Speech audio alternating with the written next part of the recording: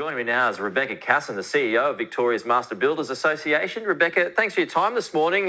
You must be encouraged at these reports overnight from the Herald Sun in particular that perhaps lockdown is going to end tonight at this stage, barring no spike in numbers this morning. That's right, Peter. Good morning to you. We are very, very buoyed by that news, but until it's absolutely confirmed, we're going to be waiting for that news to come from the state government, the official news, before we actually do communicate that out to our members. There's been a lot of confusion here in Victoria, so we want to make sure that we got the right information. What's been lost when it comes to the sector over the past few days? An enormous amount has been lost.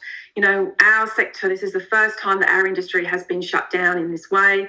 Very disappointing, especially given that our sector has proven its ability to operate safely and keep our sites open. We're the only sector that had prepared a proactive set of industry guidelines for COVID-19 to keep our sites safe and open. So it's hugely disappointing that our sector has been included in this particular lockdown. And every single day that our sector is shut down, that's $455 million in lost revenue, $63 million lost in wages, and our sector accounts for 45% of the state's tax revenue. So it's a real loss for Victoria. $450 million per day. Is that right? That's right. How do you come to that?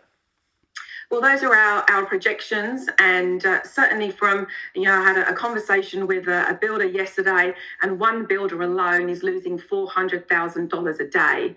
And, scalable, so we've got large commercial builders, we've also got the supply chain as well. So bearing in mind that our industry is one of the largest employers in Victoria, and it's a massive sector. So it really is it was leading before this particular snap lockdown, was leading the state's recovery. So it's hugely disappointing that it's included in this lockdown. Do you hope to be, well, first of all, what's your reaction to this potential quarantine facility that may well be built at Avalon Airport?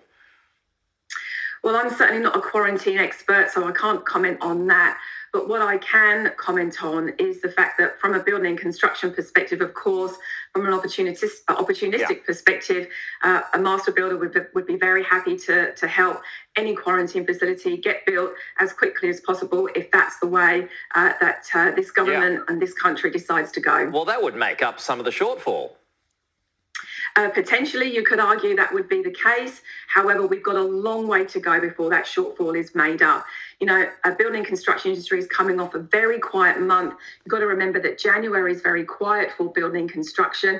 And many of our builders have got really, really full workbooks, lots of projects in the pipeline, and they haven't been able to get to them. And this is coming on the back of the very successful home builder grant that has been put out.